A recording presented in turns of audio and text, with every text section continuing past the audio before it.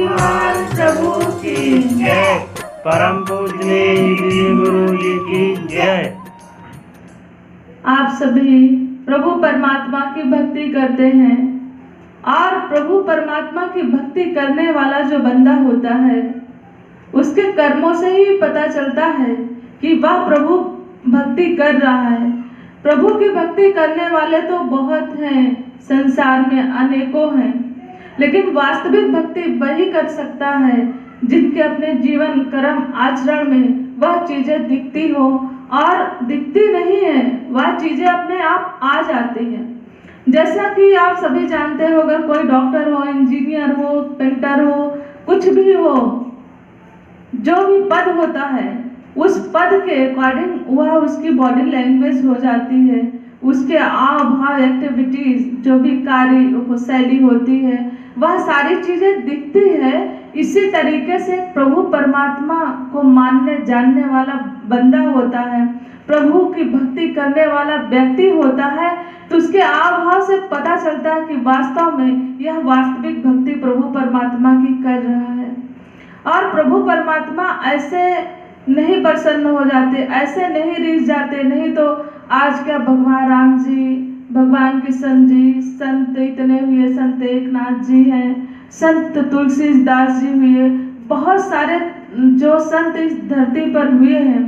क्या अब दूसरा कोई संत ही नहीं है? ऐसा नहीं है, लेकिन इस तरीके से प्रभु परमात्मा की भक्ति करने वाले लोग नहीं हैं। दिखावे से भक्ति संभव नहीं है। आज के समय में ज्यादातर भक्त क्या करते हैं? दिखावा करते हैं। लेकिन आप जानते हो कि प्रभु परमात्मा को दिखावा बिल्कुल पसंद नहीं है। जैसा कि अगर आप कहीं पढ़ने जाते हो, गुरु के प्रिय शिष्य हो, अगर गुरु के प्रिय शिष्य कहलाने के भागीदार तभी बनोगे जैसा गुरु चाहता है। अगर वैसा आपका जीवन है तभी आप उसके प्रिय शिष्य बन सकते हो, नहीं तो नहीं बन सकते हो।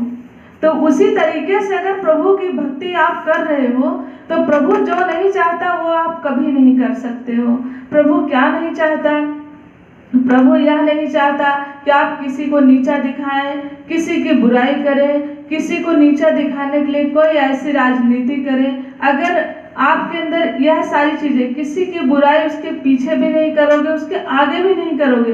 अक्सर आज के समय में लोग क्या करते हैं, आगे तो बहुत तारीफ कर देते हैं, और कोई आता है उसका स्वागत सत्कार भी बहुत अच्छे तरीके से कर देते हैं, और अनेकों पदार्थ उसको खाने के लिए सर्व भी कर देते हैं, और उनके जितनी भी फॉर्मेलिटीज होती है बढ़ के कर देते हैं। कुछ दिखावे बस कर देते हैं, कुछ एक फॉर्मेलिटी के लिए कर देते हैं।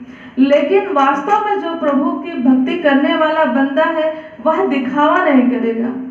उसके क्रियाकलाप में इस प्रभु परमात्मा की बताई हुई ईमानदारी दिखती है, झलकती है। वो चाहे आपको 2 रोटी क्यों ना खिलाए और आपको कुछ भेंट इत्यादि कुछ ना करे, कुछ भी आपके साथ बिहेव करता है तो आप पता चल जाता है। जैसा कि कोई समाज में कोई भी संत आया है तो वह यह नहीं बताया कि मैं संत हूँ, उसके क्रियाकलापों ने बता दिया है कि वह महान संत है, वह संत प्रवृत्ति वाला बंदा है। उसके अंदर दया होगा, धर्म होगा, एक दूसरे के सहयोग की भावना होगी। कोई बात हो जाएगी, अभी हुई, थोड़ी देर में वह भूल जाएंगे। वो इस तरीके के संत होते हैं। जैसा कि आप सभी को पता है कि एक दृष्टांत मुझे अभी याद आया गौतम बुद्ध जी का, कि वह प्रवचन कर रहे थे किसी नगर में, और उन्हें कुछ भक्तों ने बताया था कि भगवान यहाँ पे एक ऐसा बंदा है जो कि बहुत ही गुस्सैल स्वभाव का है।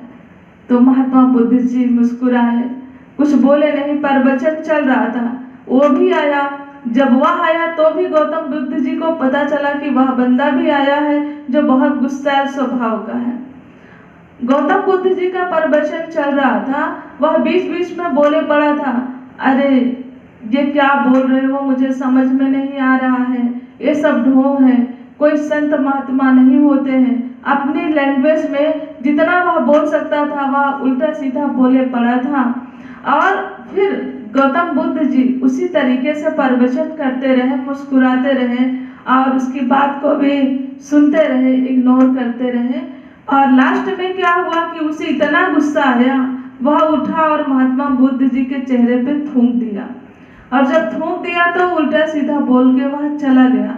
और महात्मा बुद्ध जी प्रवचन देते रहे, उनके अंदर कोई परिवर्तन नहीं हुआ। और एक गौछा रखे थे उन्होंने, जो थूका हुआ था चेहरे पे, उससे पोंछा और पोंछने के बाद प्रवचन अपना जारी रखा। और जब प्रवचन जारी रखा, जैसे ही प्रवचन समाप्त होता है तो जो भी भिक्षु थे उनके साथ चल रहे थे वह आए, बोलते हैं कि गौतम बुद्ध जी, आपको गुस्सा नहीं आया? उसने आपके ऊपर थूक दिया और बुरा भला भी कहा। अगर आप इजाजत दीजिए तो मैं उसे खींच के लेके आता हूँ, अभी भरी सभा में मैं मारता हूँ। उसके गुनाहों की सजा मिलनी चाहिए कि उसने इतना बुरा किया आपके साथ। महात्मा बुद्ध जी मुस्कुराए और बोलते हैं कि वह मन से कितना परेशान होगा जिसने मेरे ऊपर थूका है, और आप यह सोचो कि उसको अंदर से कितनी परेशानी होगी, जब इतना ज्यादा कि वह कुछ बोल नहीं पा रहा था, असमर्थ था बोलने में, इसलिए उसने अपना गुस्सा मेरे चेहरे पे थूक के जाहिर किया। तो जाहिर सी बात है उसके अंदर बहुत ही विकार भरे हुए हैं, तो उसकी बातों का बुरा क्या मानना। फिर गौतम बुद्ध जी दूसरे दिन दूसरे नगर में पहुंच के वहां प्रवचन कर रहे थे। जब वहां प्रवचन कर रहे थे तो वह बंदा पहुंचता है, वही व्यक्ति जो चेहरे पे थूका हुआ था, वह कहता है अंदर अंदर वह बहुत ही परेशान रहा रात भर। तो दूसरे दिन वह पता लगाते हुए गौतम बुद्ध जी के पास पहुंचा और उनके चरणों पे माफी मांगते हुए बोलता है कि बुद्ध जी मुझे माफ कर दीजिए। बुद्ध जी बोलते हैं कि क्या हुआ? बोले अरे कल भरी सभा में मैंने आपके चेहरे पे थूक दिया था और आप मुझे भूल गए, मुझे पहचान भी नहीं रहे हैं। बोले कि नहीं, वो तो मैं वहीं छोड़ के चला आया। तू अभी भी उसे याद रखा है क्या? उसे वहीं मैं छोड़ दिया और मैं अभी आप आए हो, आपका स्वागत है, और बताइए क्या हाल है। तब बुद्ध जी बोलते हैं कि उन बातों को हमें याद ही नहीं रखना है जिन बातों से हमें अपमान महसूस हो, जिन बातों से अगले ने अपनी पीड़ा जाहिर की हो, वो पीड़ा ही थी उसकी, उसने जो जाहिर किया था। तो इस तरीके से इंसान को अपने आप को बनाना है कि इस लेवल का आपके अंदर पेशेंस होना चाहिए और एक दूसरे के लिए अच्छे भाव होना चाहिए कि आपके लिए कितना भी बुरा कर दिया हो आप उसे भूल के, उससे माफी दे के, उससे उतना ही प्यार कर पाए, उससे ज्यादा प्यार कर पाए। ऐसा वही कर सकता है वास्तव में जो प्रभु की भक्ति कर रहा होगा। जैसा कि अभी आपको हमने बताया कि आध्यात्मिक जगत में वही उतर सकता है, प्रभु की भक्ति वही कर सकता है जो इस प्रभु परमात्मा को जानता है, मानता है, उनके इस व्यापक रूप को समझता है कि हर एक के अंदर प्रभु परमात्मा निहित है, और प्रभु भक्ति वही कर सकता है। और इसी तरीके से आप प्रभु भक्ति आप भी कर पाए, यही संदेश देना चाहते हैं कि कोई आपके लिए कितनी भी बड़ी बात ना कर दे, लेकिन आप उसे माफ करके उससे गले लगाएं। वह वही कर सकता है जो वास्तव में महान होगा। महान कौन बन सकता है? जिसके साथ यह महान सत्ता जुड़ी हो, जो प्रभु परमात्मा जुड़ा हो। उसके साथ कैसे जुड़ सकता है प्रभु परमात्मा? जब तक आपके कर्मों में भक्ति ना हो। भक्ति झलकनी चाहिए आपके कर्मों से, आपके वचनों से, आपके आव भाव से, जैसा कि अभी हमने आपको पहले भी बताया। तो इस तरीके से हम प्रभु की भक्ति करेंगे, तभी दुनिया को कुछ ना कुछ संदेश दे पाएंगे। आपके पास 1 हो, 1000 हो, 10,000 हो, लाख हो, करोड़ हो, या कोई नहीं हो, आप अपने आप में सुखी रहोगे, अपने आसपास के लोगों को सुखी कर पाओगे, अपने परिवार को सुखी रख पाओगे। यह सबसे बड़ी और सबसे उत्तम भक्ति है। तो आइए इसी तरीके से आप सब भी भक्ति करें। यही कामना करती हूँ सभी के लिए प्रभु परमात्मा से कि कहीं भी कुछ भी दिखावा ना हो, अगर हो तो वास्तविक भक्ति लोग कर पाए, और वास्तविक भक्ति प्रभु को मान के, जान के, प्रभु को हाजिर नाजिर समझ के करोगे, तभी आप प्रभु परमात्मा की वास्तविक भक्ति कर पाएंगे और तभी वास्तविक भक्त बन पाएंगे। प्रेम से बोलिए जय श्री हरि। शक्तिमान प्रभु की जय। परम पूजनीय दीदी गुरु जी की जय। सबसे बड़ा रोग क्या कहेंगे लोग।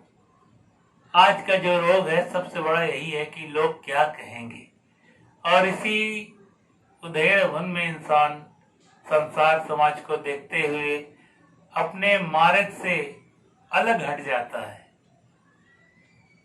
सही दिशा नहीं पकड़ पाता है, इंसान की दिशा गलत हो जाती है। एक पिता पुत्र एक गधे को लेकर जा रहे थे।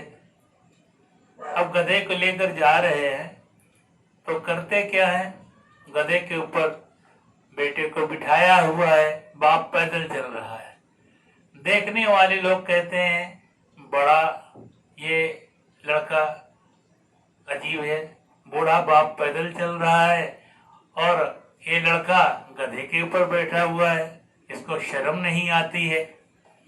अब ये सुनते ही लड़का नीचे उतर गया और बाप को गधे पे बिठा दिया और चलने लगे दोनों। जब चलने लगे तो फिर लोगों ने कहा बड़ा अजीब इंसान ये बुढ़ा, एक बच्चे को नीचे पैदल चला रहा है और अपना गधे के ऊपर बैठा हुआ है। अब ये सुनकर सोचने लगे कि अब क्या करें, तो कहते चलो दोनों बैठ जाते हैं। अब दोनों गधे के ऊपर बैठ गए, फिर चलने लगे। जैसे ही आगे चलने लगे फिर लोगों ने कहा बड़े निर्दयी लोग हैं, एक गधे के ऊपर दोनों बाप बेटे सवार होकर चल रहे हैं, इनको शर्म भी नहीं आ रही है। अब ये सुनने के बाद क्या किया, बाप बेटे उतरे और गधे को पैदल ही लेकर चल रहे, दोनों पैदल ही जा रहे हैं और गधा खाली है। फिर लोग मिल गए, अरे भाई गधे लेकर जा रहे हैं और दोनों पैदल जा रहे हैं, गधे को पकड़कर उस पर बैठ भी नहीं रहे हैं। लोगों का तो काम है, कुछ तो लोग कहेंगे, लोगों का काम है कहना। और वो इंसान जो लोगों के कहने में आ जाता है वो खुद दिशा विहीन हो जाता है, दिशा से अलग हो जाता है।